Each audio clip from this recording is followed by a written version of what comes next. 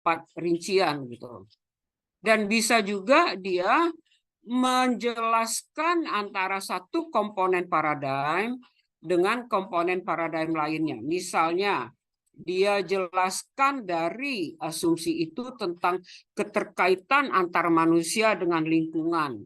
Itu juga asumsi. Atau antar lingkungan dengan sehat sakit, ya, atau antara nursing dengan sehat sakit. Nursing kalau nggak pandai-pandai nursing nggak sehat sakit, nggak sehat itu pasien di apa di ruangan. Saya sangat sedih lah kalau sudah sampai saya pergi ke lapangan, banyak kesedihan yang muncul. Tapi ya kita nggak bisa berbuat apa-apa gitu. Nggak bisa berbuat apa-apa yang tak masuk akal, yang dilakukan di lapangan. Ya, sebagai contoh, kebayang nggak gitu? Perawat itu kerja dari shift jam 2 sampai besok pagi lagi jam 7. Dan itu dimaui oleh teman kita. Kalau sudah sampai seperti itu saya nggak komentar, saya diam aja. Apa yang mau dikomentari? Semua orang mau begitu. Kalau semua orang sudah mau begitu, saya yang tak mau begitu, maka yang aneh itu ya saya sendiri, yang suka itu ya itu. Ngerti saudara? Nggak ngerti.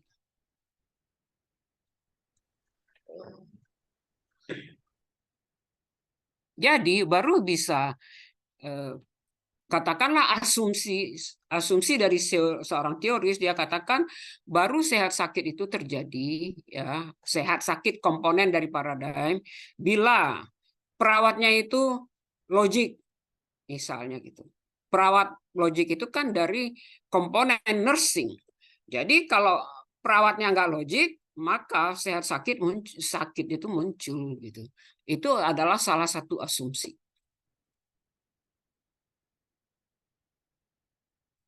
Nanti saya ujiankan loh asumsi ini. Saya catat nanti habis ini.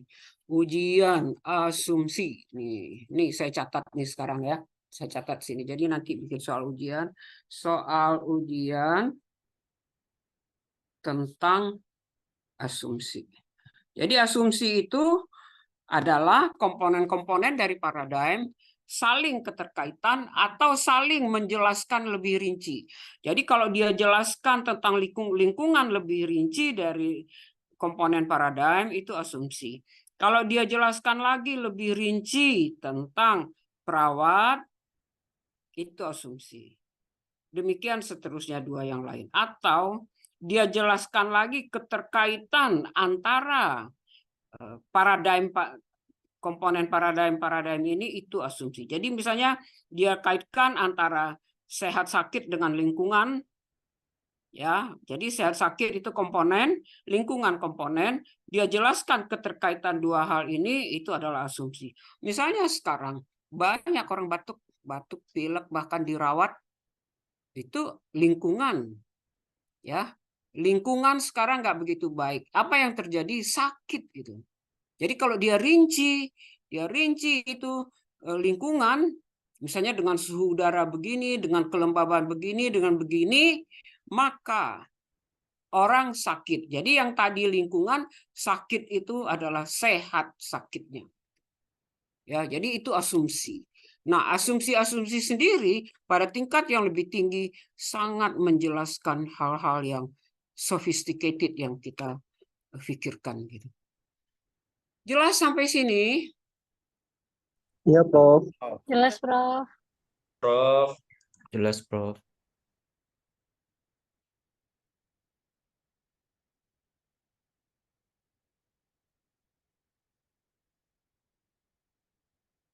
Saudara sekarang ada berapa ya?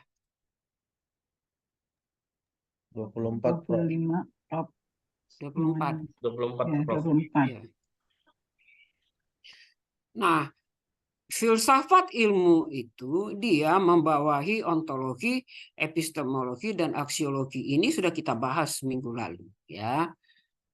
Nah, sekarang etik itu adalah tadi saya katakan etik itu adalah filsafat moral. Ini dia bilang di sini etik itu adalah sejumlah prinsip moral dan value ya di dalam lingkungan ya, sehingga science, therefore oleh karena itu science as a human activity relates to different humans values and therefore is capable of ethic valuation. Jadi arti kata ya kan, science itu sendiri ya dia membahas tentang nilai-nilai kemanusiaan. Jadi sains itu membahas nilai kemanusiaan. Saudara, saya nggak marah kalau saudara sulit memahami ya. Memang filsafat itu sulit untuk dipahami. Jadi kalau saudara telat memikirkan atau sepertinya akan bagaimana itu bisalah diterima gitu ya. Tapi walaupun begitu, karena kita dituntut oleh suatu kurikulum, tentu kita harus memahaminya gitu. Bedrock apa artinya bedrock? Of ethics is the bedrock. Apa itu bedrock? Coba buka. Coba buka Google-mu, apa itu bedrock?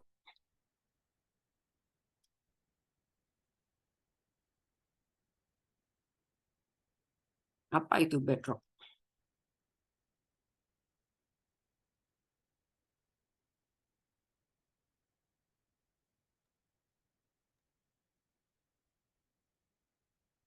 Ini di sini nampaknya.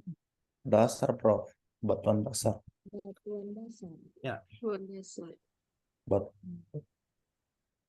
Ya, jadi bedrock itu sendiri adalah sesuatu yang sangat mendasari, sesuatu yang katakan is the hard solid rock beneath. Jadi kayak sejenis batu yang tertanam di pondasi gitu, itu kekuatan gitu. Jadi kita itu kalau melakukan doing science dengan menggunakan prinsip-prinsip etik, maka kita telah sampai ke dasar yang paling kokoh gitu. Jadi kalau saudara akan menjadi ilmuwan, maka saudara hendaklah science gitu, arti kata memang kuat dengan keilmuannya, tetapi juga berdasarkan prinsip-prinsip etik. Kalau tidak menggunakan prinsip etik, bisa jadi kita akan salah dalam melakukan pekerjaan kita gitu. Kemarin keluar pengumuman bahwa Kemkes mengeluarkan pengumuman kalau orang dipanggil untuk berbicara, maka dia tidak mendapatkan reward. Itu kemarin beredar itu di WA grup kita. Jika iya, itu dia menyalahi ethics is the bedrock gitu. Masa kita pergi melakukan sesuatu, kita tidak boleh mendapatkan reward. Itu Kemkes itu mengeluarkan kemarin. Nggak tahu saudara? Nggak. Belum tahu, Bro. Ya, nanti saya kirimkan ke saudara gitu. Bahwa ada isu seperti itu. Jadi kalau begitu dia menyalahi prinsip of ethics is the bedrock gitu. Karena kok orang sudah pergi, dia siapkan bahan, lalu dia sampaikan sesuatu, lalu dia tidak dihargai gitu. Saya juga pernah tuh, saya diminta bicara ya. Ya syukurnya saya bicaranya online. Terus dia bilang, Bu, nanti kalau sudah dikeluarkan uangnya gitu, saya kasih tahu Ibu ya. Sampai sekarang tuh nggak ada tuh, udah setahun lebihan kali. Ya sudah, berarti dia itu menyalahi prinsip ethics is the bedrock. Saya nggak kerja di universitas dia, saya nggak kerja di fakultas dia. Lalu saya dimintai tolong bahwa dia akan bayar saya 250.000 kah, 500.000 kah, itu kan tergantung dari jumlah uang. That is a number only gitu. Tapi at least dia berikan saya penghargaan ya kan. Tapi dengan dia tidak bayar saya sama sekali, berarti dia tidak melakukan penghargaan ke saya. Ya nggak apa-apa sih. Karena yang namanya uang ini kita dapat sekarang 250 atau kita dapat 500 atau kita dapat 1 juta. Kalau duit itu sudah melebur ke bank kita, ya kita nggak tahu lagi itu duit yang mana dari orang ya kan. Tetap saja itu duit campuran di ATM kita gitu. Tapi begitulah karena tak menggunakan prinsip etik, jadi dia bisa nggak bayar gitu. Oke, sampai sini ada yang mau ditanya?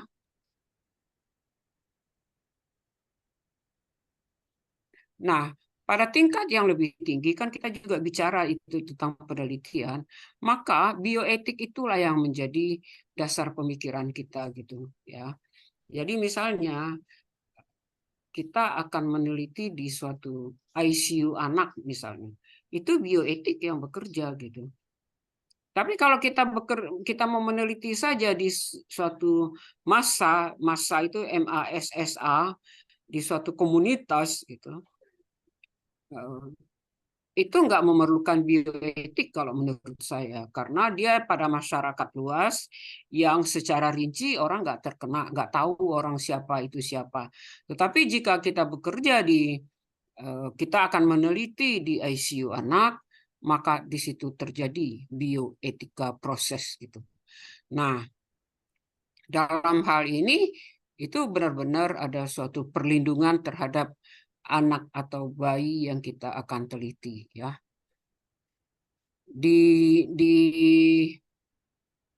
tempat-tempat yang ilmu etiknya itu sangat bagus, itu mereka akan sangat concern gitu. Di Amerika itu ada suami istri Louis and Louis, suaminya sudah meninggal, istrinya ada Louis and Louis. Dia itu bekerja di bioetik, yang istrinya itu, yang Louis perempuan itu backgroundnya itu perawat. Jadi setelah dia kawin dengan suaminya, yang suaminya juga bioetik, lalu dia shifting ilmunya pindah ke etik. Jadi saudara ya, kalau saudara tertarik dengan etik, saudara bisa juga shifting ke bioetik gitu. Jadi saudara lebih mendalami etik dari kehidupan hari-harimu, itu membahas etik aja. Kalau memang berminat, silahkan shifting ke situ ya. Nanti saudara lebih misalnya pada postdoktoral, pergi entah ke Belgia kah, Belgia itu kuat etiknya. Belgia, Harvard itu juga kuat etiknya gitu. Ada lagi sekarang dia tidak lulusan kita, dia lulusan Unpad. Dia ada di Amerika, dia juga memperdalam etik. Namanya saya punya namanya, tapi Ilus namanya. Dia orang NTT, itu dia juga belajar etik. Jadi saudara kalau mau belajarlah etik ya, supaya ada kekuatan ilmu yang saudara mengisi hidup saudara. Oke, sampai sini ada yang mau dibahas? Tidak, saudara kan kalau ini kan diam aja ya kan. Nanti kalau dibangunkan baru bangun. Kalau nggak diam aja. Tapi kalaupun saudara diam jangan tidur ya. Siap, Prof. Prof, Iya. Baik, Prof. Iya, silakan. terkait dengan etik ini, sebenarnya etik itu sesuatu yang Mana orangnya kok nggak kelihatan di sini muncul, siapa namanya? saya Erna, Prof. Bentar. Erna Rahmayani, Prof. Erna.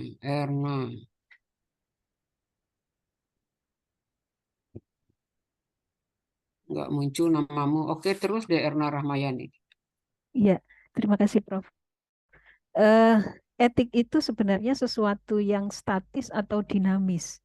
Kalau kita lihat mungkin di akhir-akhir ini kita merasakan ya bahwa orang-orang yang lebih senior itu mengatakan bahwa anak-anak sekarang itu kok tidak tahu etis. Nah, ini sesuatu yang sebenarnya apakah itu menjadi pandangan yang sifatnya statis atau dia bisa berubah seiring dengan perubahan pola pemikiran kita, Prof. Terima kasih, Sekarang Prof. etik itu definisi operasionalkan dulu lah. Ya kan? Karena etik di budaya X dengan etik di budaya Y bisa jadi berbeda. Beda. Nah, Iya, sekarang definisi operasionalkan dulu lah apa itu etik, ya kan? Karena etik itu kan adalah baik atau buruk, ya baik iya, atau buruk. iya, Baik menurut sekelompok orang, bisa jadi buruk menurut buruk. sekelompok orang. Ya, jadi tidak etik itu Beda kalau dengan moral. Moral itu sama semuanya. Misalnya moral membunuh itu nggak benar. Dimanapun itu tidak benar. Tapi etik baik menurut sekelompok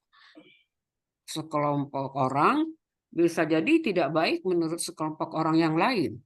Paling contoh lah ya, saya ini kan lagi sedang gandrung-gandrungnya, bukan gandrung, melihat, saya buka Facebook, melihat Serena Williams ya.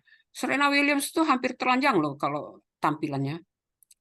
Hampir telanjang tampilannya. Dengan pakaian tenisnya itu hampir telanjang. Semua orang memuji dia. Oh, beautiful, my queen katanya. Apalah, apalah gitu. Kok bisa beautiful ya yang hampir telanjang tadi itu gitu. Nah, itu bagus buat di Amerika.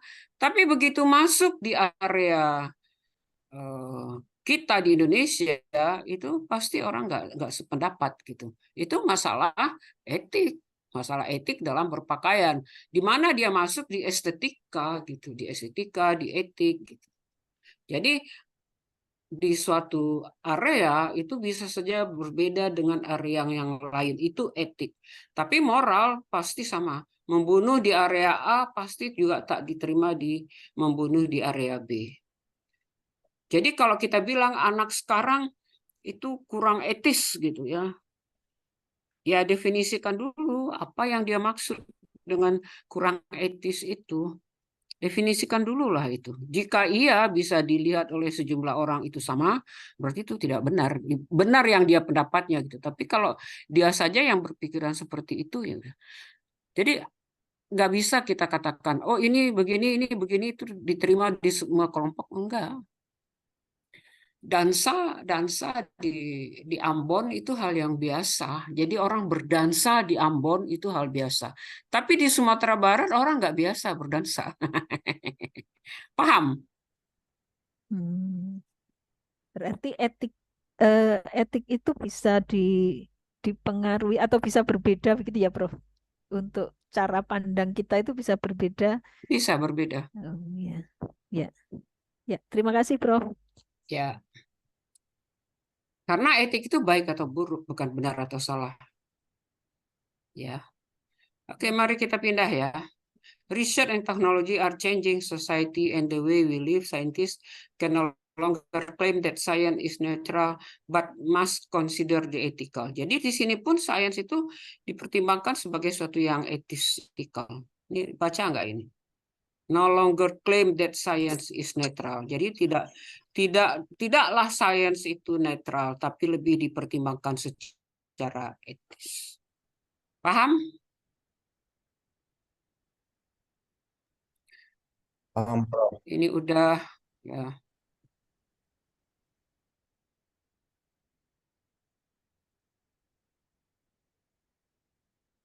Nah, ini juga dia katakan pengetahuan dan etik tidak bisa dipisahkan. Kata scientific etik ya dapat merujuk kepada etik yang melakukan sains. Jadi scientific etik itu adalah etik yang melakukan ilmu pengetahuan. Itu dia katakan di sini ya.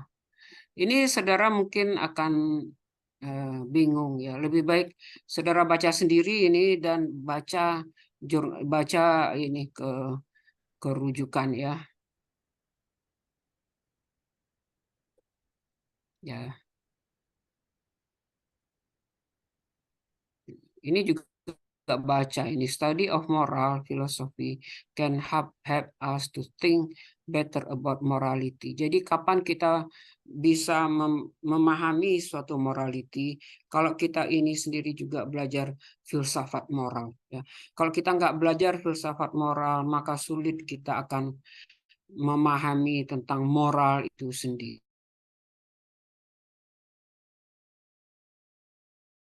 Nah, ini mohon kalau nggak dipelajari sendiri ya.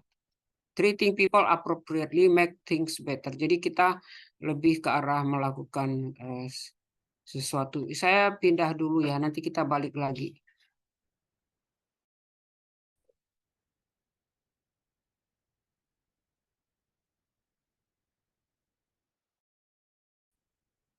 Nah, sekarang kita belajar tentang pengetahuan dan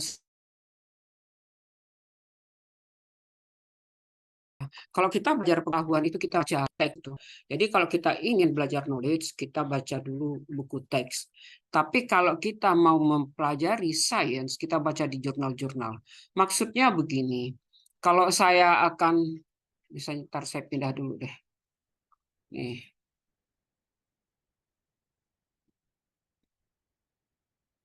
Nih, misal saya akan membahas tentang ginjal, ya disertasi saya terkait dengan ginjal. Yang pertama kali saya tentu harus paham anatomi fisiologi, patofisiologi. Itu semua saya baca di textbook, ya saya baca di textbook itu. Jadi kalau saya ingin baca tentang anatomi, fisiologi, patofisiologi, maka saya baca itu di buku teks atau textbook. Jadi sebelum saya pergi ke yang lebih mendalam, maka saya perlu membaca textbook tentang ginjal terlebih dahulu.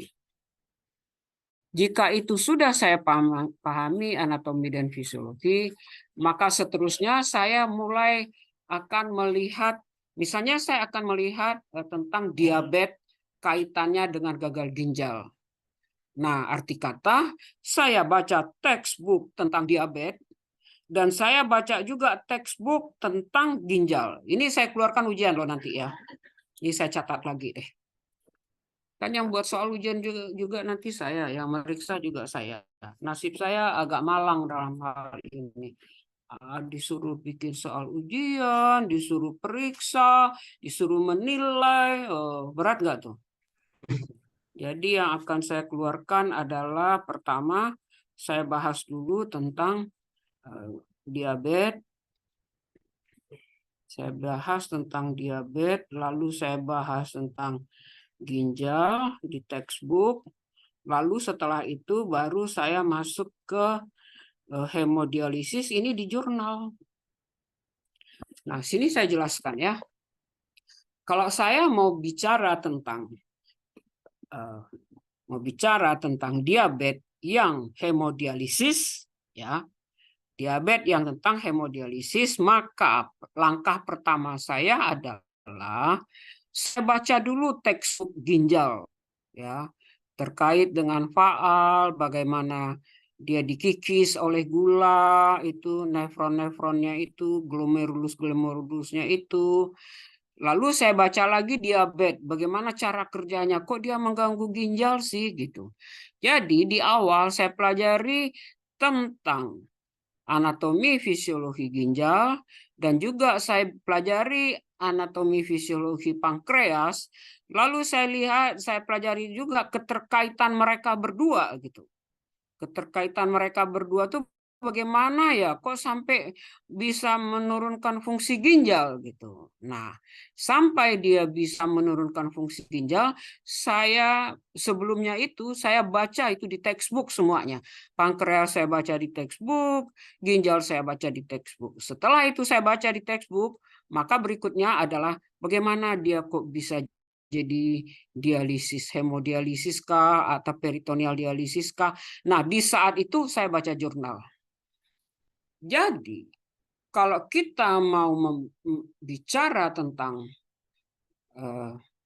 pengetahuan, tentang knowledge dari ginjal dan pankreas tadi, saya baca di textbook.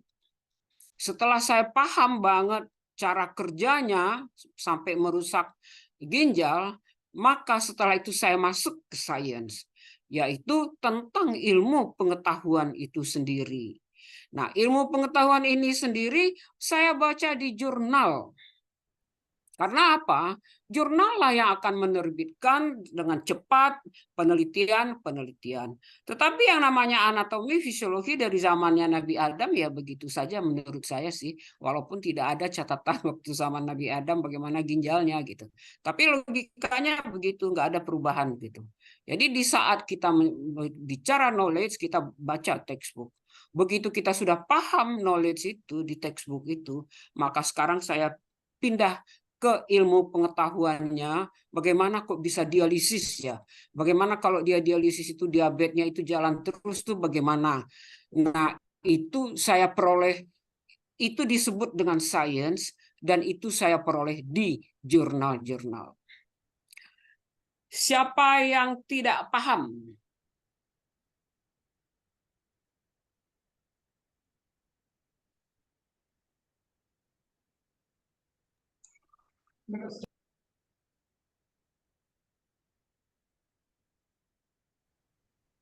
Paham ya?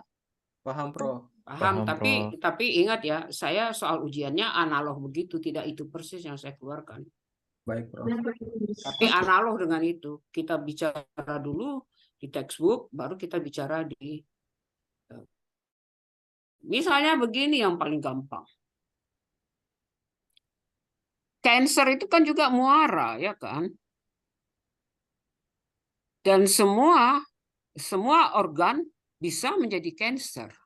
Jadi kalau di saat kita bertemu dengan cancer yang organnya katakanlah usus halus, maka kita bicaralah dengan anatomi fisiologi dari usus halus itu yang kita baca di textbook yang dalam konteks knowledge. Setelah kita paham itu, barulah kita cancer apa saja ya yang muncul di usus halus itu. Nah, itu disebut dengan science. Dan itu saya temukan di jurnal. Paham?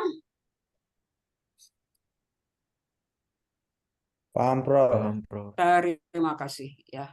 Jadi saudara sudah 100 ujian saudara ya. Amin. Amin. Amin. Terima kasih, Prof. Kasih, Prof.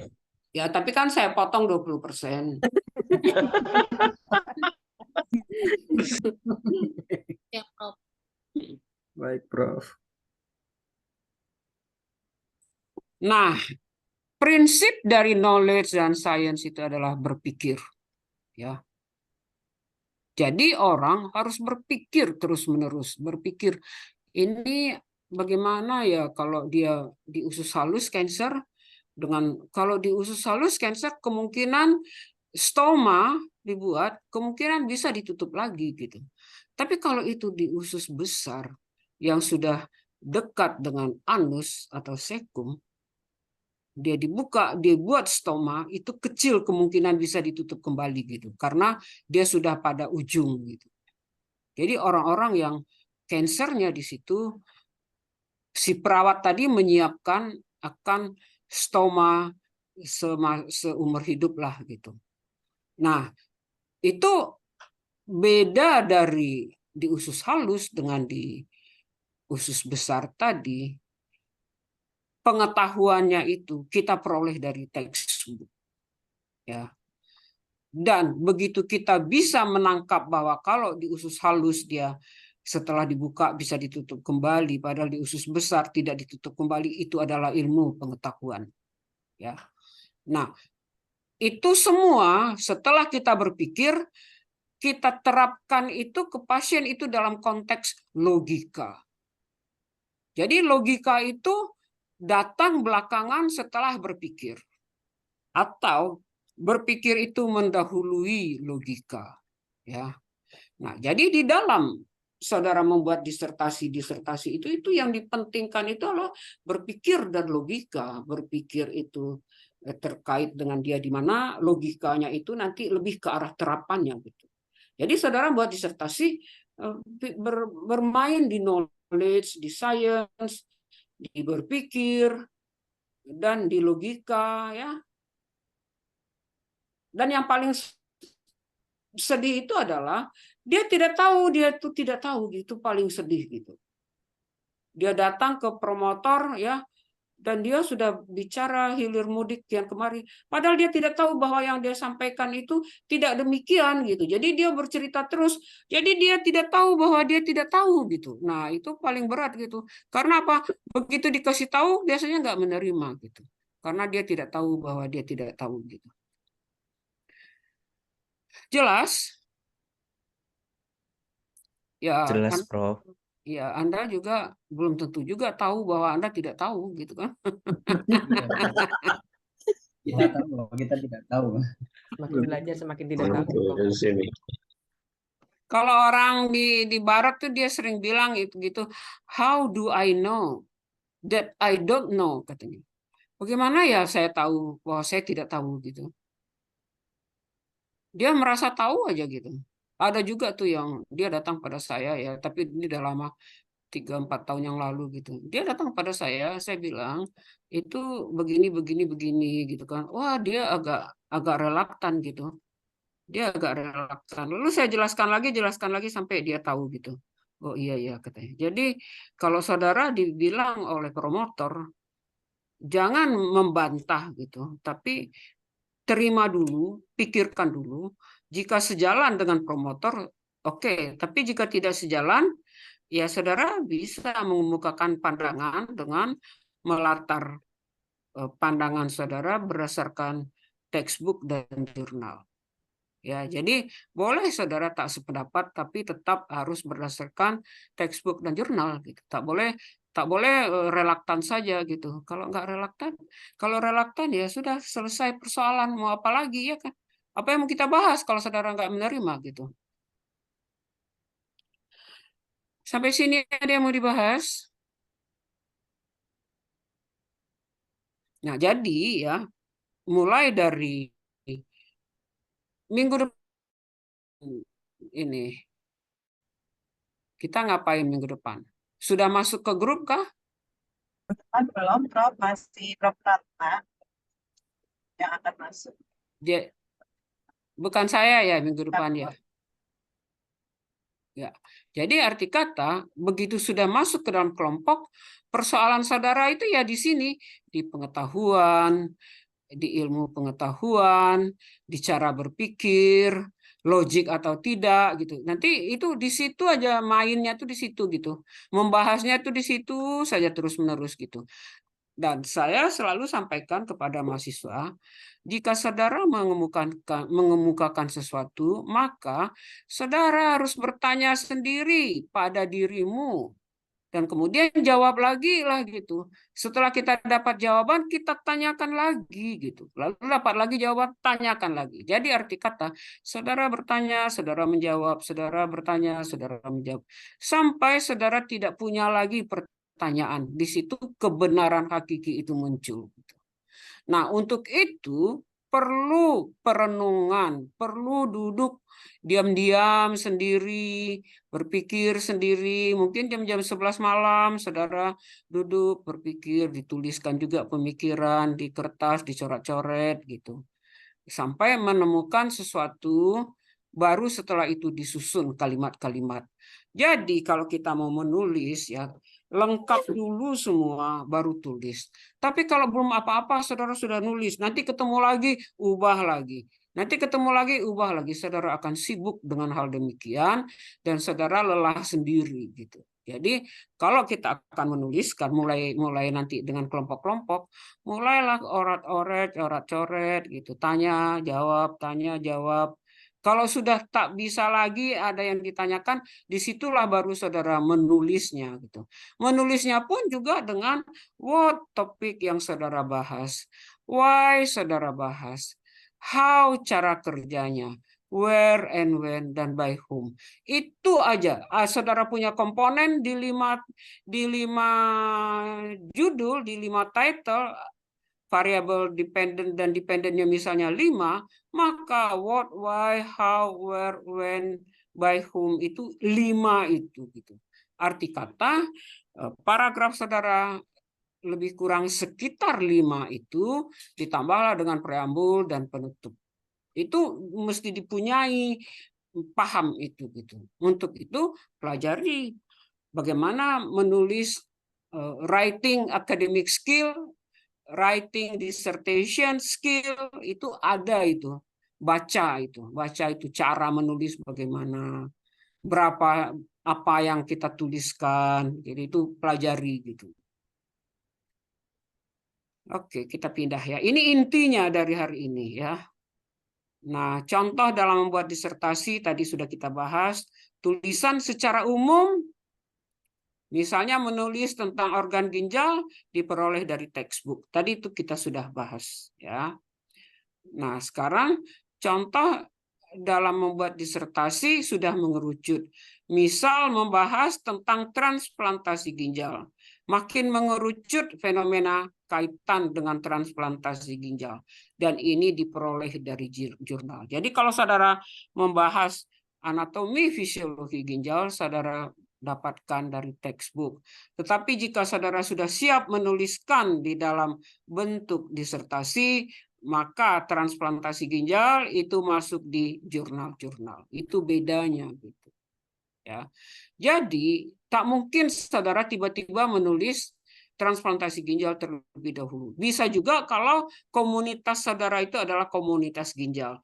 Tapi kalau itu relatif umum, maka pertama kali mulailah dengan anatomi fisiologi ginjal dan setelah itu masuk ke transplantasi ginjal. Paham sampai di sini? Siapa yang tidak paham?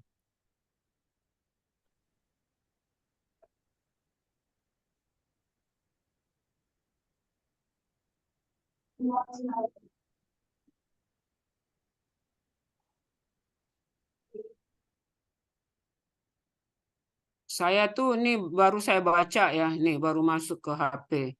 Mohon maaf apabila mengganggu waktu Bapak Ibu. Mohon izin menawarkan promo pinjaman pensiun. Ngapain lagi saya mau dipromoin pinjaman pensiun? Sebentar lagi sudah total pensiun saya. Itu orang seenaknya aja masuk-masuk ke nomor HP orang. Nggak paham apa saya sudah setahun lebih lagi sudah pensiun. Mau emang saya cicil nanti kalau sudah katakan untuk 20 tahun gitu kan, 20 tahun pinjaman. Boleh, mau nggak nanti saya cicil? Saya sudah nggak ada di dunia, ya kan? Ini orang asal ngomong doang. Ada lagi ya, dia telepon. Oke, saya angkat.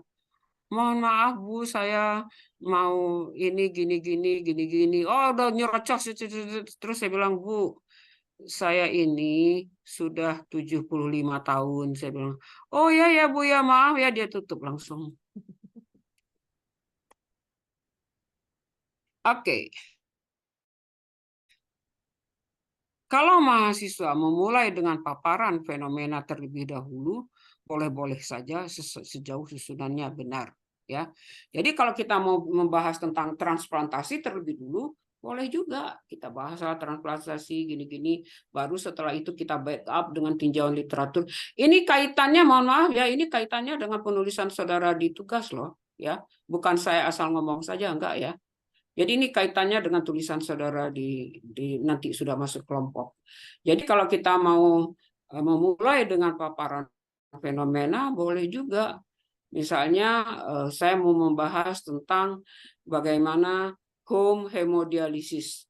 Bisa juga saya bahas dulu home hemodialisis gini. Saya dapatkan fenomenanya. Baru setelah itu saya merujuk ke jurnal dan textbook. Bisa demikian.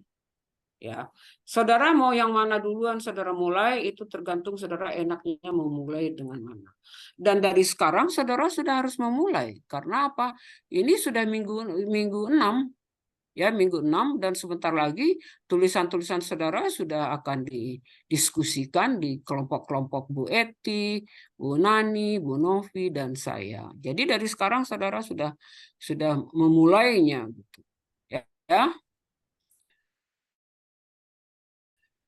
Nah, jadi kalau mau mulai fenomena terlebih dahulu boleh. Mau memulai dengan literatur dulu yang terkait dengan fenomena itu juga boleh. Yang mana saja boleh sejauh susunannya itu benar.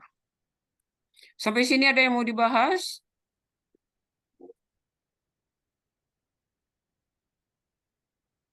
Prof, mungkin bisa dijelaskan lebih jauh tentang susunannya benar ini seperti apa ya, Prof? Saudara ambil jurnal-jurnal internasional ya, nursing, jurnal-jurnal nursing internasional, lihat susunannya dan ikuti itu. Kenapa? Karena dia pasti sudah seleksi, apalagi kalau Q1, Q2 itu sudah sangat bagus susunannya. Jadi pelajari, baca jurnal internasional, ikuti susunan jurnal internasional itu untuk disertasi saudara. Biasanya kalau sudah saudara ikuti itu sudah kecil kemungkinan saudara salah. Paham, Terima Erna? kasih, Prof.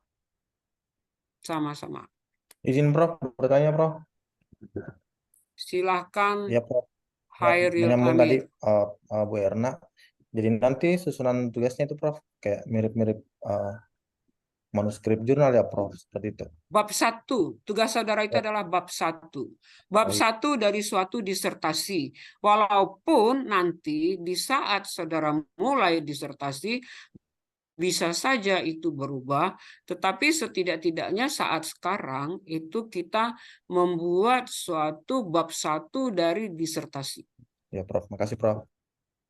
Itu disampaikan dulu oleh Bu Eti itu bahwa bab 1 dari suatu disertasi, jadi sampai dengan tujuan. Tujuan, manfaat penelitian, masalah penelitian, kalau mau juga bisa pertanyaan penelitian. Menjawab Pak Hairil? Ya Prof, makasih Prof.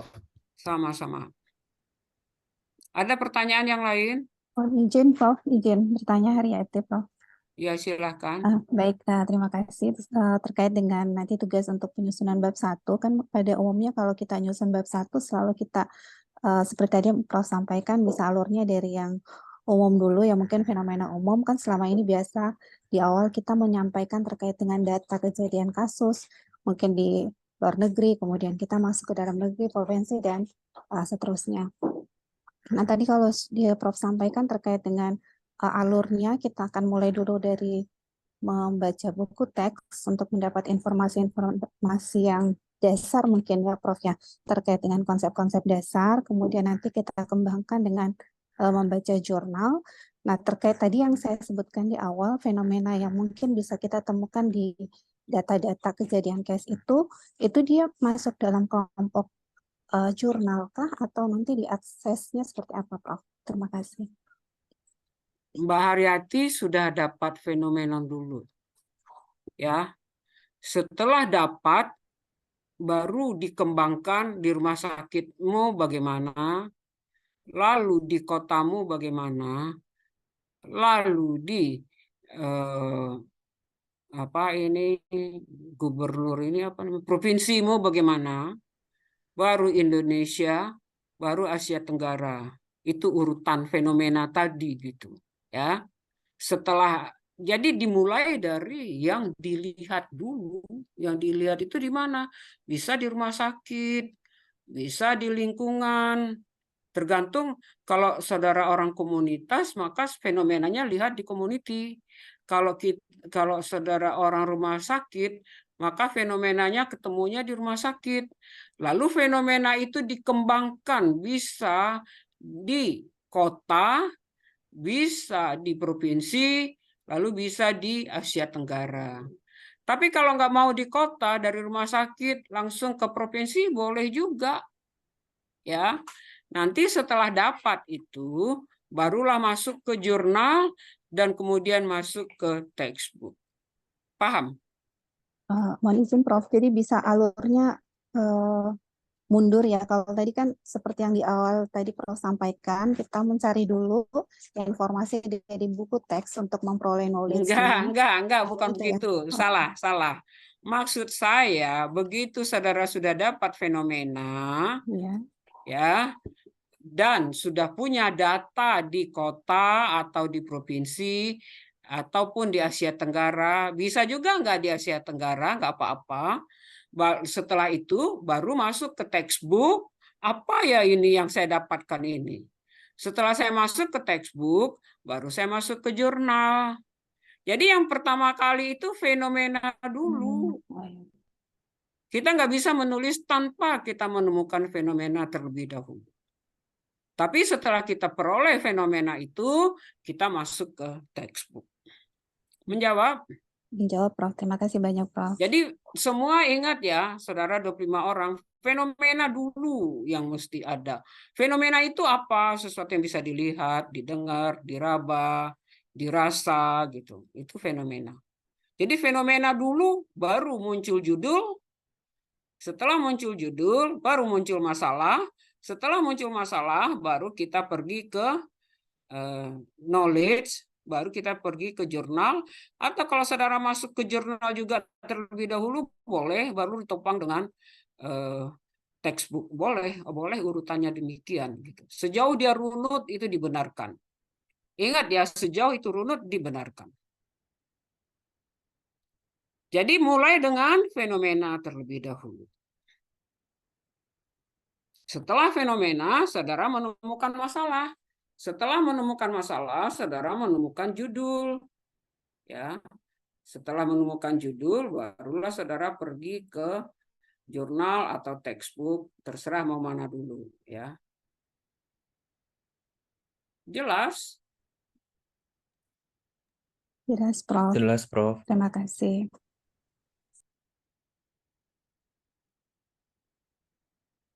Oke, kita pindah ya. Nah, ini yang tadi saya bilang, yang dia suami istri dan dia bergerak dalam bidang etik. Waktu saya nyusun disertasi, saya korespondensi dengan Roberta Springer Louis itu, saya korespondensi. Malah dia berikan saya satu chapter terkait dengan bioetik yang dia tulis bersama-sama. Dia kasih saya itu satu chapter. Dia kirim melalui email. Jadi saudara dari sekarang mulai buat komunikasi, jalin komunikasi dengan orang-orang di luar yang terkait dengan topik saudara.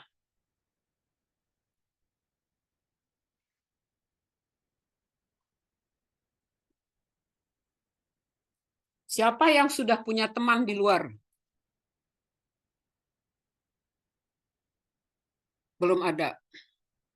Jadi saya waktu tulis disertasi ada beberapa yang saya kontak, orang etik di United Kingdom, Ibu Roberta ini, lalu orang Thailand, lalu orang Australia. Saudara, itu kan ada tuh yang di Facebook itu Pak Dekan dengan orang Taiwan yang tinggi badannya. Itu siapa ya namanya? Beliau juga berteman dengan saya di Facebook, tapi di Facebook doang gitu, di dunia nyata enggak. Itu kalau kita kontak dia itu dia pasti balas itu. Jadi saudara mendingan kontak-kontak, cari-cari orang di luar. Lumayan loh kalau kita sudah kontak dengan orang, mereka berupaya untuk menolong kita gitu. Jadi dari sekarang saudara kontak-kontak orang di luar. Caranya adalah kalau saudara menemukan referensinya, lalu cari alamat emailnya dan saudara kontak dia. Kalau dari 10 mungkin ada 2 yang menolak, ya nggak apa-apa, 8 nolong kita. Setuju Mbak Erna? Setuju, Prof. Oke, ada yang mau ditanyakan? Tidak. Jadi saudara mulai dari sekarang harus punya teman di luar ya untuk bantu disertasi saudara. Your battery is running low katanya. Saya pasang dulu listrik saya ya. Ya, Prof. Dia Baik, low Prof. katanya. Baik, Prof. Aduh, kok tiba-tiba sudah low aja. Tadi saya ada yang konsul juga lama. Konsul kita dari dengan promotor ke promotor. Nah, ini saya sudah pasang listrik saya. Ya, jadi saya ingatkan saudara supaya punya teman di luar gitu. Punya orang yang bisa kita ini. Orang-orang Thailand itu juga bagus, orang-orang Prince of Songkla itu juga bagus itu. Saya juga punya kontak dulu dengan orang Prince of Songkla. Jadi ke depan saudara sudah harus punya ya jalin komunikasi. Nah, berharap terjadi suatu perubahan pada dirimu ya kan. Kalau kita melakukan kok ini jadi sini dia ya.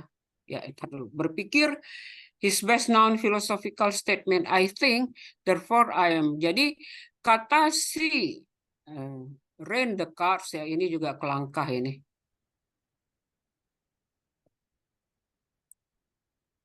Nih, Rene Descartes saya tar dulu. Kapan kita bisa dikatakan berpikir kritis kalau di dalam diri kita ini terjadi perubahan? Ya. Kalau kita nggak terjadi perubahan begitu-gitu saja, berarti tidak ada kemajuan dan tidak berpikir kritis kita gitu. Jadi kalau saudara sebelum masuk ke S3 berpikirnya sama dengan setelah 6 minggu ini tak terjadi perubahan, maka pikirkanlah hal yang sangat kritikal. Karena kalau nggak nanti saudara nggak maju-maju gitu. Jadi saudara harus berubah dalam cara berpikir. Ya. Nah, memang tak pernah persis sama, ya. Tetapi kalau kita sudah tidak berpikir sama dengan yang sebelumnya, maka kita tak terjadi plagiarisme.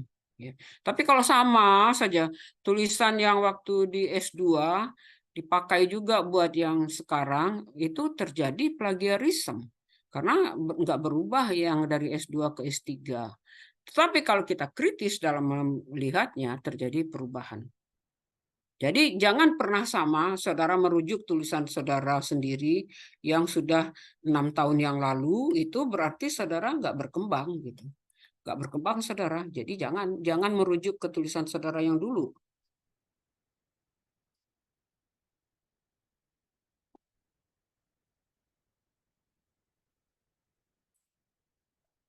Haus ngomong aja haus. Saudara kebayang nggak kemarin saya ngajar di kelas 150 orang anak S2, aduh, mana banyak, mana tidak di auditorium, padat betul.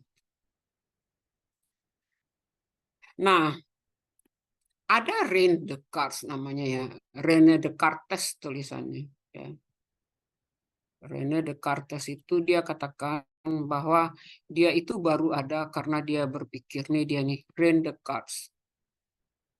Ini udah lama sih, sekitar sekian ratus tahun yang lalu, tapi pemikirannya itu sangat terkenal ya. Dia bilang dia itu ada karena dia berpikir katanya. Kalau kita ini ada, tentu kita harus berpikir. Kalau kita tak berpikir, maka kita tidak ada gitu. Dan saudara yang masuk ke sini pastilah saudara berpikir. Karena apa? Kalau saudara nggak berpikir, saudara nggak diterima di S3 di sini. Itu suatu hal yang sangat positif loh saudara diterima di S3 di sini. Banyak loh yang saya wawancara itu, si ini nggak masuk, si ini nggak masuk, si ini nggak masuk aja yang saya wawancara itu. Jadi kalau saudara masuk di sini itu suatu privilege buat saudara, bahwa saudara diterima gitu. Ada nggak di antara saudara saya yang wawancara? Mungkin nggak ada kali ya. Nggak ada ya? Nggak ada kayaknya, Prof.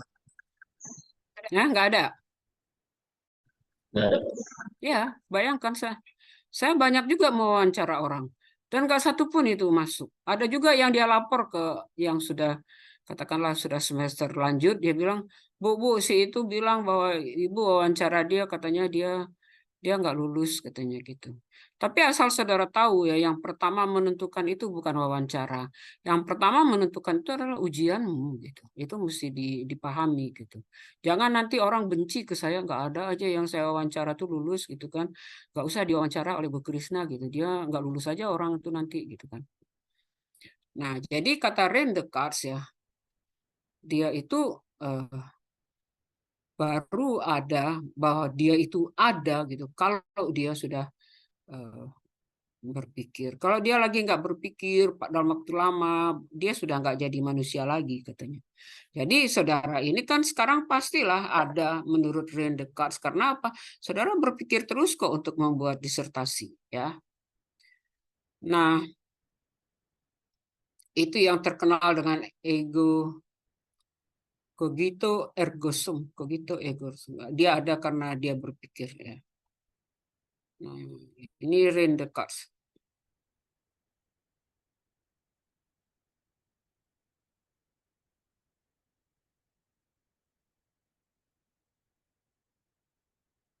Nah, bahwa saudara diminta untuk memilih tokoh nantinya itu, teoris siapa yang akan saudara pakai gitu.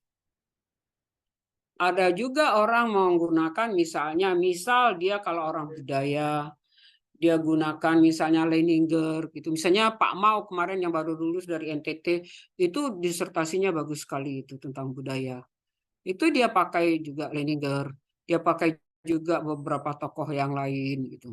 Jadi arti kata buat saudara yang akan memulai tulisan di beberapa minggu ke depan, saudara sudah harus memikirkan siapa teoris yang akan saudara gunakan. Itu saudara bisa gunakan orang di keperawatan, bisa juga misalnya dari dokter-dokter misalnya Viktor Frankl itu psikiatris ya, psikiater. Viktor Frankl psikiater. Terus siapa lagi ya, itu dokter.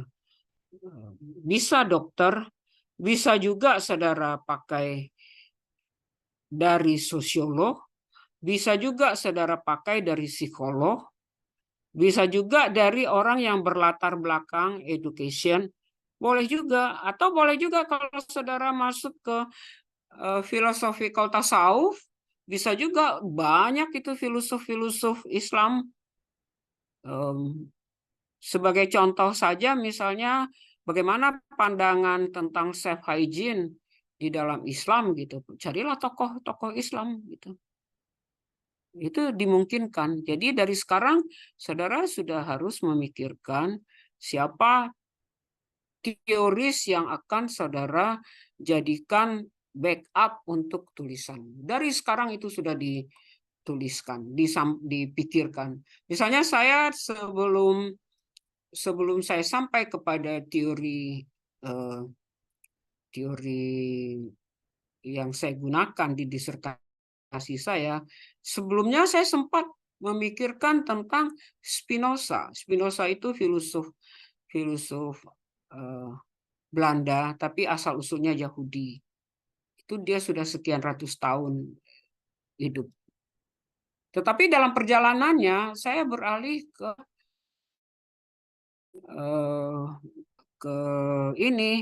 Carol Gilligan. Itu dia masih hidup sampai sekarang.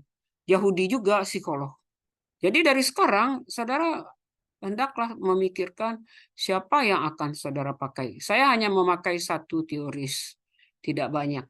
Karena di filsafat satu itu cukup, yang penting bisa kita kupas sampai dalam. Ya. Sekarang saudara silakan, saudara mulai memikirkan siapa, coret-coretlah di kertas siapa saja yang akan saudara gunakan dan apa pemikirannya gitu sehingga dia saudara jadikan background untuk teori saudara gitu. Itu dari sekarang saudara tuliskan. Kalau Bu Hani itu Albert Bandura. Nama tulisannya Bandura, tapi dibacanya itu Banduara. Kalau saudara buka itu dia Banduara. Dia ini aslinya orang Kanada, tapi kalau nggak salah setelah itu dia ke Amerika. Ya, itu juga bagus. Albert Bandura. Social Learning Theory. Bu Hani pakai ini. Nah, kalau yang lain ada juga pakai misalnya buku tartib Kering, dia pakai Watson kalau nggak salah dia pakai. Jadi dari sekarang saudara sudah mulai berpikir, mungkin juga saudara sudah punya, jika sudah punya oret-oretlah di dalam kertas dan apa pandangan dia sehingga bisa menopang disertasi saudara. Sampai sini ada yang mau dibahas?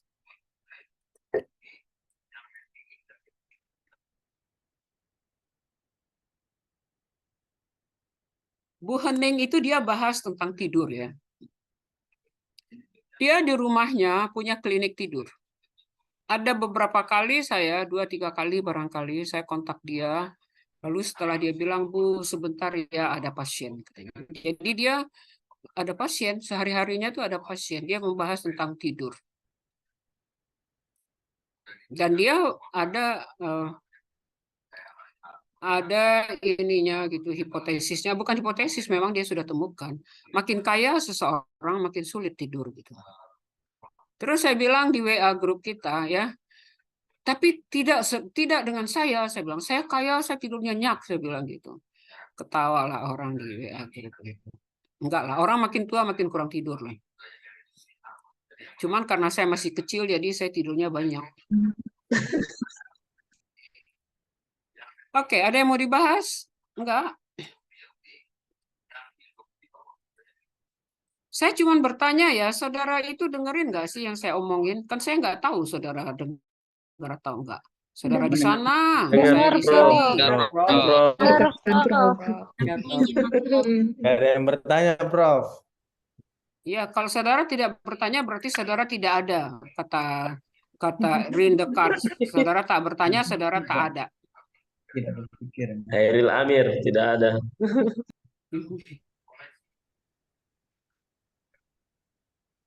Oke, semakin banyak, makin tidak ada saudara bertanya, semakin cepat kita selesai. Semakin saudara ini dari rumah apa di fakultas? Rumah, Prof. Rumah, Prof. Dari rumah, Prof. Di rumah, Prof. Ya, ini kan sudah ada aturan bahwa ini di luar bukan di fakultas ya kan. Ya, jadi ada yang menggunakan Banduara ini, Albert Banduara ini dia nih. Dia tahun 2021 dia meninggal ya. Jadi waktu Bu Hani menggunakan teori dia, itu masih hidup beliau. Dia terakhir hidup di Amerika ya, di Stanford, California. Kanada ini kalau udah musim dingin bisa minus 35, aduh minta ampun ya. Saudara tahu nggak sih Kanada di mana? Eropa, Prof. Amerika Utara, Prof. Saya godain saudara supaya nggak tidur. Masa nggak tahu Kanada di mana ya nggak?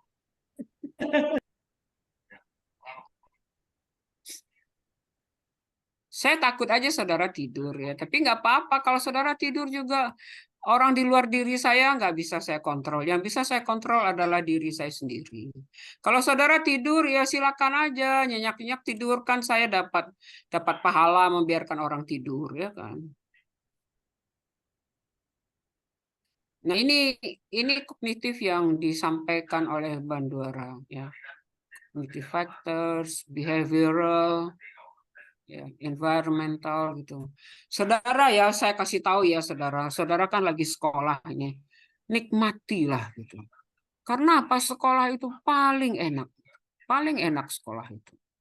Ada sesuatu loh di dalam diri gitu. Jangan merasa terbebani.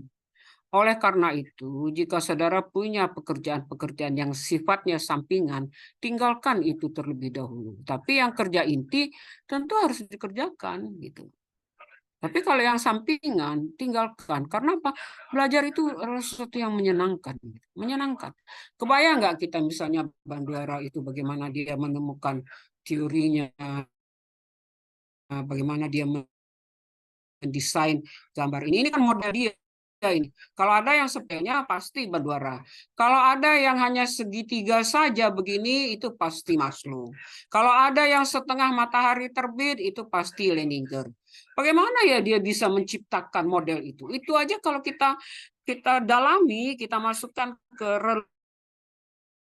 relung-relung hati kita, itu sangat menyenangkan. Sangat menyenangkan. Jadi saudara hendaknya adalah orang yang menjalani disertasi yang menyenangkan gitu. Cari juga dana untuk pergi. Misalnya ada juga itu yang Bali, saya lupa namanya. Dia ke Australia loh di dalam masa S3-nya itu. Kalau nggak salah dia di bawah bimbingan Prof. Budi itu. Dia ke Bali dia ke Australia 1 tahun 6 bulan gitu.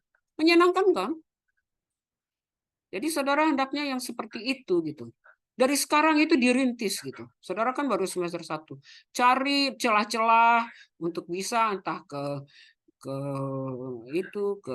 Taiwan kah, entah kemanakah. Itu yang lulusan kita juga ada loh yang sekarang di Cula itu, Abi Yazid Al-Bustami, itu S2-nya dari kita itu. Terus juga pokoknya pergi keluar gitu. Bayangkan sesuatu yang menyenangkan gitu. Sekolah itu menyenangkan. Ya. Oleh karena itu jangan cepat-cepat selesai lama-lama karena sekolah menyenangkan. Oke, sampai sini ada yang mau dibahas?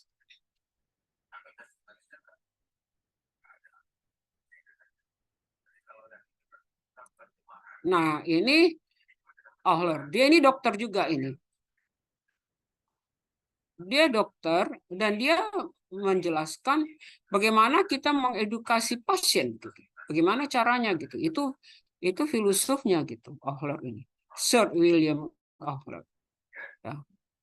Baca-baca ini, cari-cari tokoh-tokoh selain dari nursing dan apa kelebihannya dan bisa nggak digunakan buat disertasi. Ya, itu renungkan gitu. Jangan saudara diem aja tunggu lagi minggu depan siapa yang kasih. Nanti tunggu lagi minggu depan, nggak demikian. Saudara mesti dapatkan dari dirimu sendiri gitu ya. Saudara bosan kali dengar saya, nggak bosan kan ya? Nah, ini Ohler itu, Sir William Ohler. Oke, selesai. Terima kasih. Kalau ada dia tidak saya bahas, nanti saudara pelajari aja sendiri ya. Nah, nanti saudara saudara mulai dari sekarang menyiapkan untuk kerja di dalam kelompokmu ya. Saya rasa itu yang bisa saya sampaikan. Kita sekarang tanya jawab. Kalau saudara mau bertanya silahkan. Saudara bertanya, saya menjawab. Nanti waktu ujian saya yang bertanya, saudara yang menjawab gitu. Jadi gantian kita.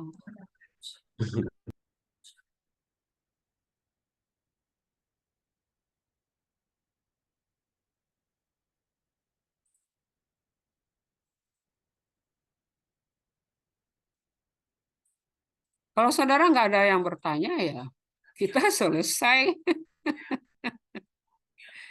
Ya, kalau nggak ada yang bertanya kita selesai loh Bu Ketua.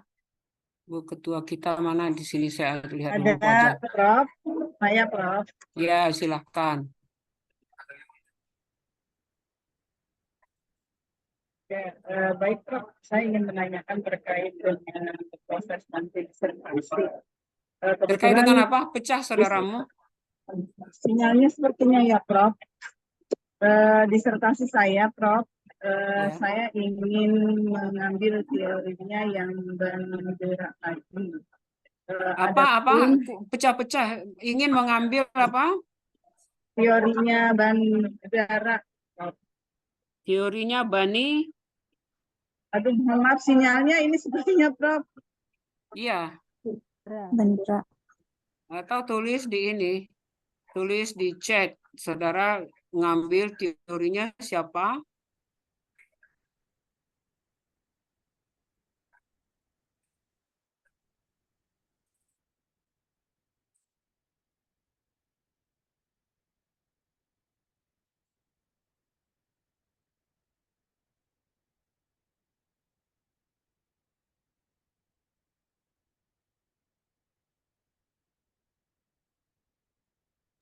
Mohon izin, Prof. Mungkin sambil menunggu, boleh bertanya, Prof? Ya, silakan. Ya, terima kasih, Prof. Saya beberapa hari terakhir ini terfikir, Prof. Maksudnya karena melihat Yang video. bicara siapa ini? Saya cek dulu. Saudara siapa? Oh ya, Eriono, Prof. Eriono Budi Eriono, Wijaya, Prof. oke. Ya. Tadi saya lihat. Oke, teruslah Eriono. Ya, baik. Terima kasih, Prof.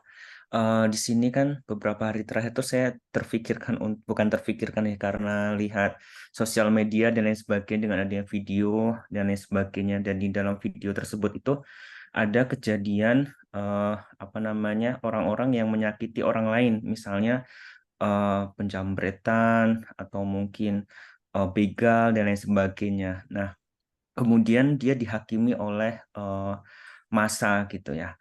Nah, yang saya ingin tanyakan, mungkin ini kalau saya pribadi mungkin jatuhnya ke kalau kita disakiti orang lain, apa yang harus kita lakukan gitu? Apakah menyakiti balik atau ya sudahlah, biarkanlah mereka yang menyakiti kita, tapi kita nggak menyakiti mereka misalnya.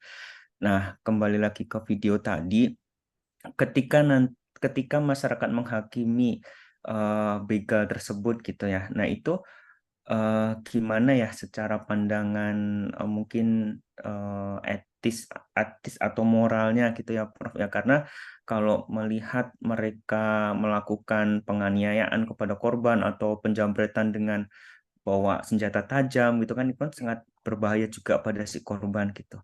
Nah, itu bagaimana ya, Prof ya? Terima kasih, Prof. Itu masuk ke ranah hukum, Eriono. Masuk ke ranah hukum itu orang bahas di Fakultas Hukum itu. Kalau saudara mau bahas itu dalam konteks bagaimana perasaan atau misalnya tentang kegiatan-kegiatan tentang sosial itu bisa. Tapi kalau soal dia dijamret, lalu dia dihakimi, lalu begini, itu masuk ke Fakultas Hukum. Karena itu ada undang-undangnya semua.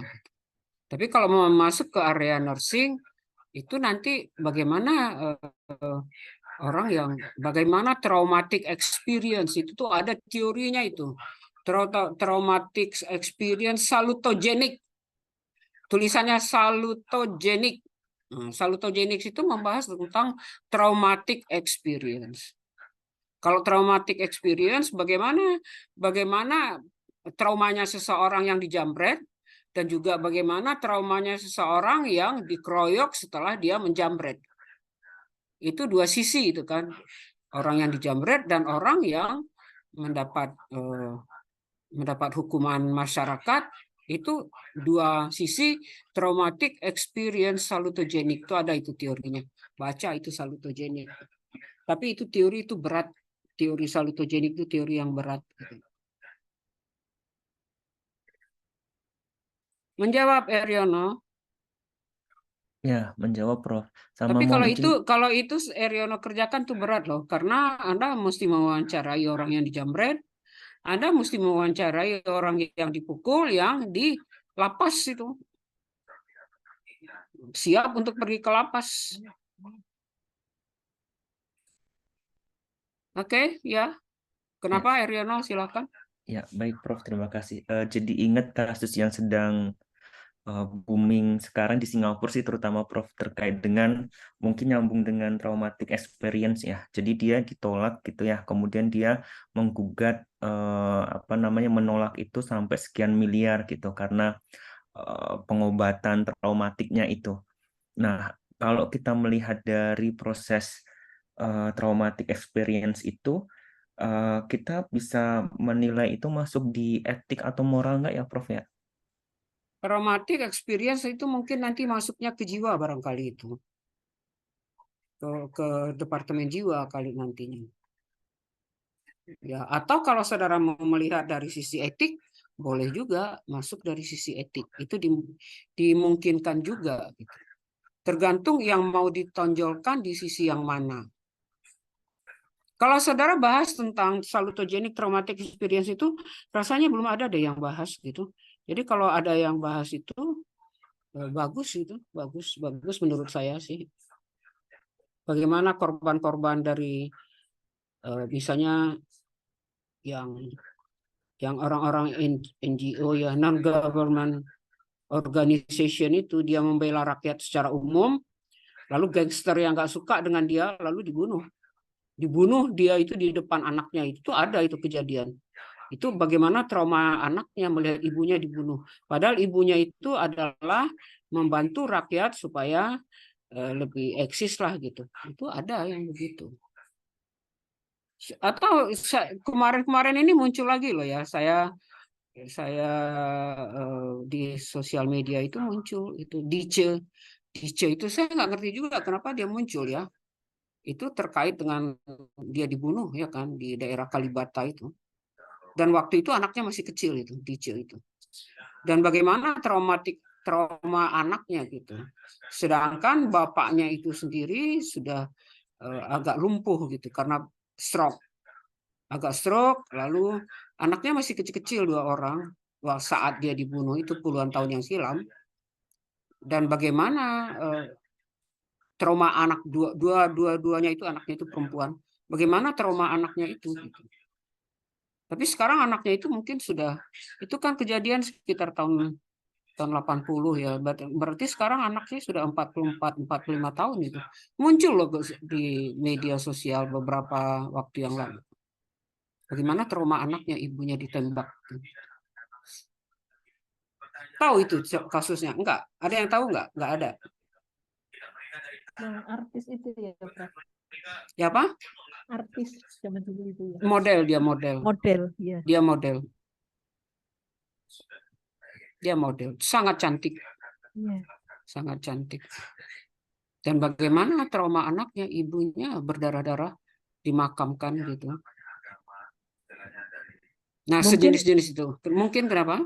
ya mungkin sama seperti tragedi tahun 65 juga ya, Prof. Ya. Tragedi bangsa kita. Ya.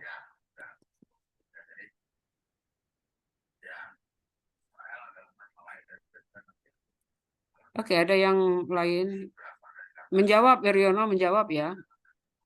Iya, Prof. Ya, Prof. Terima kasih, Prof. Jadi ada apa pencerahan, Prof, terkait dengan disertasi karena kan mau fokus pada pencegahan kejadian trauma ya. Jadi agar tidak terjadi trauma seperti itu, Prof. Jadi nanti coba saya cari apa namanya teori-teori kembali yang barangkali memperkuat itu, Prof. Terima kasih, Prof. Saya bicara ini ya, tidak ada tujuan apa-apa, lebih ke arah konteks akademik ya. Di Panggudi Luhur ya, di PL, di Jalan Haji Nawi, itu di kelas-kelas SMP itu ada misalnya dalam satu kelas katakanlah jumlah X, entah 30, entah berapa gitu, jumlah dalam kelas itu. Itu biasanya mungkin ya, saya tak punya data yang valid, tapi saya hanya dengar-dengar saja gitu. Di kelas-kelas itu biasanya ada sekitar 3 orang yang hidup di pesantren, mungkin hidupnya di sekitar PL itu, ya. Lalu dia sekolah ke PL itu 3 orang, itu mungkin bakti sosial dari PL juga gitu, ya. Jadi sosialnya PL itu adalah menerima mereka sekolah di tempat mereka, mungkin gratis ya. Dan kabarnya gitu, anak-anak yang 3 ini perilakunya agak berbeda lah gitu. Misalnya ya dimaklumi lah ya kan, dia tidak punya ibu bapak, dia tinggal di pesantren, dia hanya dibasuh oleh mungkin kakak asuh kalah di situ gitu. Dan mereka itu juga tidak terlalu pandai gitu, dan perilakunya nggak begitu baik gitu kan. Kalau saudara mau, dan saya nggak ya katakan bahwa sudah pasti bisa saudara ke situ. Lalu saudara melihat misalnya perkembangan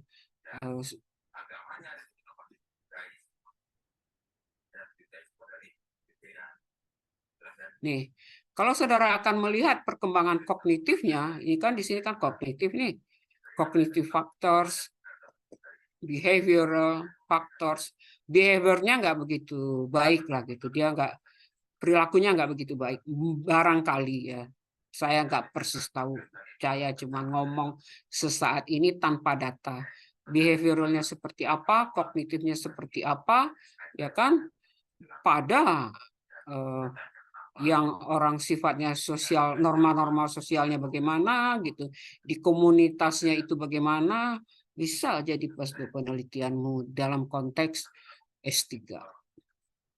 Tapi saudara nggak boleh menyebutkan nama saya ya, karena itu secara apa nggak dibenarkan gitu. Tapi bahwa saudara ingin meneliti yang seperti ini, saudara mesti datang dengan pemikiran yang kosong gitu. Nanti di sana baru saudara lihat, saudara kembangkan, saudara bagaimana. Tidak boleh memakai nama saya. Karena apa? Saya tidak punya data yang valid. Saya hanya tahu selintas. Jadi kalau pada anak-anak itu seperti apa ya kognitifnya, seperti apa ya behavioralnya. Pada anak-anak yang dia sendiri tak kenal ibu bapaknya kan. Mereka ditaruh di situ kan nggak kenal ibu bapaknya. Eriono aslinya mana? Dari Jogja, Prof. Mungkin cari di sekitar Jogja, anak-anak pesantren itu bagaimana ya ininya. Lalu saudara buat model di situ. Ini mungkin masuknya ke community kali. Saudara masuknya di peminatan apa? Saya di Jiwa, Prof. Jiwa. Bisa juga masuk di jiwa. Tapi saudara nggak boleh memakai nama saya ya, karena kalau saudara akan memakai nama saya, otakmu itu otak saya gitu, nggak dibenarkan gitu. Tapi ini hanya sebagai gambaran. Gitu. Jadi nanti pakai teori Bandura atau pakai teori siapa lagi yang sosial sifatnya gitu. Cari topik orang-orang sosial. Baik, baik. Terima kasih, Prof. Sama-sama. Ada yang lain kah?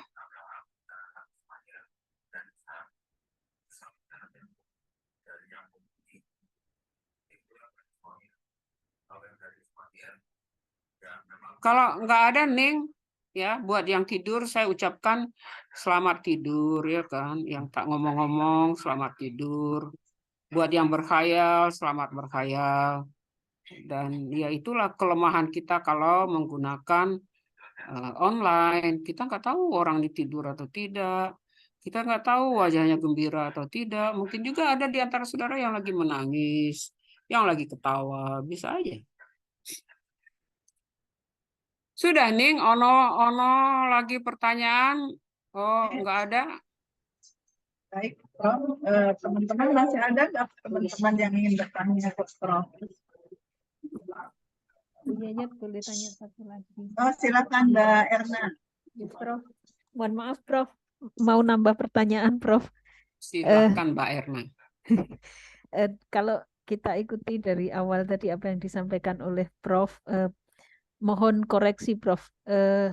Saya menyimpulkan bahwa ketika kita akan menyusun disertasi ini, tadi saran Prof kita harus bertanya, kemudian kita jawab, kita bertanya lagi, kita jawab lagi sampai tidak kita temukan lagi pertanyaan. Apakah dalam hal ini itu merupakan proses bahwa kita sedang menyusun suatu asumsi yang kemudian kita patahkan sendiri, begitu, Prof? Menyusun hipotesis. Ya, hipotesis. Hipotesis. Ya, arti kata kita betul-betul kuat gitu dengan apa yang akan kita teliti. Itulah yang kita tanya pada diri kita. Misalnya pada Mas Eriono, dia akan bertanya, ya, dia tanyalah dirinya. Orang-orang yang di pesantren itu, bagaimana ya kejiwaannya? Apakah faktor kalau ada sesuatu, apakah faktor itu memang karena dia tidak punya kasih sayang dari orang tua? Lalu dia tanya lagi, dia jawab lagi, dia tanya lagi, dia jawab lagi, sampai betul-betul dia merasa bahwa ada sesuatu yang mempengaruhi behavioralnya si anak-anak pesantren tadi. Kalau dia masuk ke behavioral, disinilah dia di behavioral factor sini. Misalnya di sini dikatakan ada practice, ada skill, ada self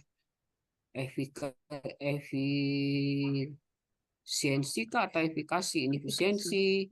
Lalu dia lihat lagi bagaimana faktor kognitif anak itu, bagaimana knowledge-nya, bagaimana expectation-nya, bagaimana attitude-nya gitu. Itu dia tanya terus ke dirinya gitu. Ya, sampai benar-benar dia yakin bahwa masalah yang akan dia angkat itu bisa dijadikan suatu disertasi. Tidak hanya asal tulis lalu nanti kebentur ganti, enggak. Jadi tanya di awal itu, tanya jawab, tanya jawab, tanya jawab. Jadi di situ juga ada proses observasi ya, Prof.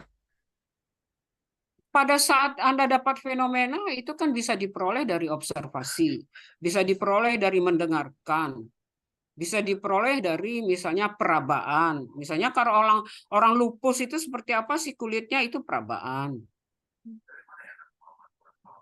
Itu fenomena. Dan fenomena itu diperoleh sebelumnya. Melalui apa? Melalui mendengar, observasi, meraba, pengecapan gitu. Jadi fenomena dulu yang harus kuat gitu. Kalau nggak punya fenomena nggak bisa lanjut. Ya, Prof. Terima kasih banyak, Prof. Sama-sama. Izin, Prof. Monggo silahkan. Izin, Prof. Tadi terkait apa yang disampaikan Bu Erna dan dari tadi ya disampaikan Prof terkait fenomena begitu ya, Prof. Untuk kita menyusun sebagai dasarnya. Ketika menyimak paparan dari Prof tadi bahwa fenomena kaitannya dengan fenomenologis ini kan terkait dengan paradigma alamiah begitu ya, Prof. Sedangkan ada lagi paradigma ilmiah begitu ya, Prof. Nah, ini kan basicnya nanti dasarnya kita akan melihat suatu fakta atau kenyataan yang ingin kita teliti, kita susun di dalam disertasi kita. Mohon pencerahannya, Prof, terkait dua paradigma tersebut. Bagaimana, Prof? Ya, kita harus melihat fenomena, ya kan? Akan tetapi nursing itu dia punya paradigma, ya, paradigmanya yang 4 tadi gitu. Jadi fenomenanya itu dia lihat di 4 komponen dari paradigma itu. Kenapa? Karena teoris-teoris itu, ahli-ahli teori itu selalu membuat filosofinya itu dalam lingkup fenomena, dalam lingkup paradigma tadi. Cobalah lihat, Orem dia membahas manusia, sehat sakit, lingkungan, dan perawat. Masuk lagi misalnya ke siapa? Ke jiwa. Dia tetap melihat di 4 itu. Kita lihat Leninger, dia juga melihat di 4 itu. Jadi nursing itu punya pola bahwa penelitian itu dalam konteks yang paradigm itu. Ya, sehingga teori keperawatan itu kan adalah suatu susunan, ya. Teori keperawatan itu suatu susunan, ya, yang terdiri dari konsep-konsep. Jadi teori keperawatan itu terdiri dari konsep-konsep, definisi-definisi, lalu konsep-konsep, definisi-definisi, satu lagi ada itu konsep, definisi, satu lagi saya lupa, konsep, definisi, a set of konsep-konsep, definisi, saya lupa satu lagi yang menjelaskan fenomena. Ya. Jadi kita teori keperawatan itu sendiri sudah dibatasi bahwa dia memang di dalam konteks paradigma itu. Gitu. Tetapi jika sekarang saudara tak mengutamakan dalam konsep nursing, misalnya saudara menggunakan teori Bandura, boleh, dan saudara boleh, karena di sini juga tidak ada paradigm itu gitu. Boleh kalau murni. Tapi kalau saudara akan menggabungkannya dengan teori nursing yang lain, maka selain dari teori ini adalah teori yang lain tadi itu yang membahas tentang paradigm. Paham? Jadi jika saudara membahas murni Bandura, saudara nggak perlu pakai paradigma keperawatan. Tapi begitu saudara menggabungkan dengan teori Bandura juga, teori keperawatan juga, maka saudara harus masuk ke paradigma keperawatan yang 4 tadi itu. Baik, Prof. Oh, ingat saya sekarang. Teori keperawatan itu adalah konsep-konsep, asumsi-asumsi, definisi-definisi yang menjelaskan fenomena. Udah ingat saya.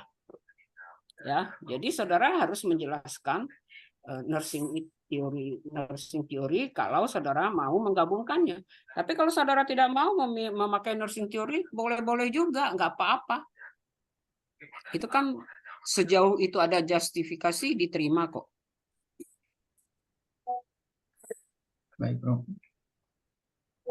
Jawab. Insya Allah, Prof. Amin.